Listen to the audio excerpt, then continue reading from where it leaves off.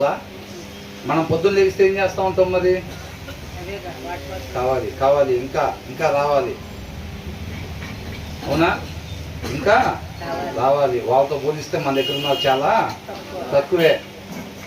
వీళ్ళతో పోలిస్తే మన దగ్గర ఉన్నది చాలా తక్కువే. ఇంకా ఇంకా మనం చాలా పోగేయాల్సింది ఉంది అని అనుకుంటారు.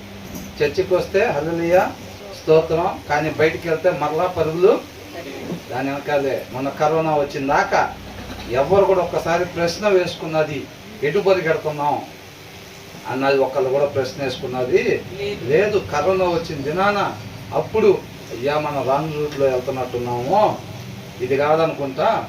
ఒకవేళ ఇలాగే ముగిపోయి ఉంటే ఎటు పోయే వాళ్ళమో, ఎక్కడికి వెళ్ళే వాళ్ళమో అనే ప్రశ్న అందరిలో వచ్చిందనమాట. అప్పుడు రకరకాల పాటలు, దేవుని వాక్యాలు, మంచి మంచి వాక్యాలు ఒకరికొకరు వాట్సాప్ చేసుకోవటం. డబ్బు ముఖ్యం కాదు, ఆత్మ ముఖ్యం, జీవం ముఖ్యం, ఇలాంటివన్నీ కూడా వాక్యాలు ఒకరికొకరుగా పంపించుకోవటం, అవునా? తర్వాత మళ్ళీ లాక్డౌన్ ఎత్తేగానే మరలా విజులు వదిలినట్టే మళ్ళీ డబ్బు వెనకాల రన్నింగ్ రేస్, మరలా డబ్బు వెనకాల రన్నింగ్ రేస్, మళ్ళీ పరిగెట్టు పరిగెట్టు పరిగెట్టు, అదే పనిలో ఉన్నారు. అప్పుడు కరోనా టైంలో అందరూ ఏమనుకున్నారు? ప్రభువా నువ్వు ఈ లాక్డౌన్ ఎత్తేసావంటే నాయన ఇంకోసారి మొన్నదా పరిగెట్టిన దారిలో ఇంకా పరిగెత్తాం ప్రభువా.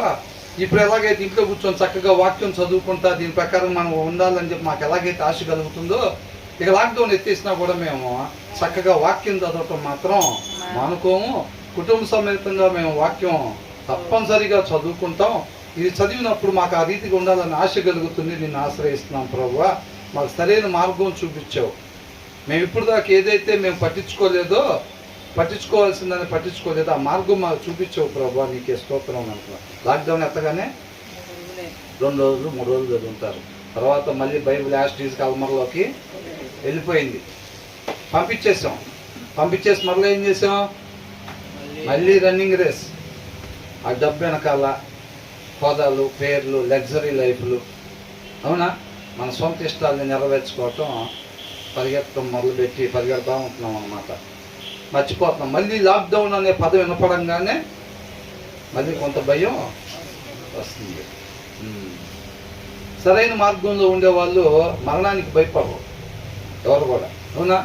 కరోనా అంటే గడగడ ఉరిగిపోతా ఉన్నారు ఇప్పుడు అందరూ కదా. కాబట్టి మనం ఏం చేయాలంట? గొప్ప ఐశ్వర్యం కంటే మంచి పేరును,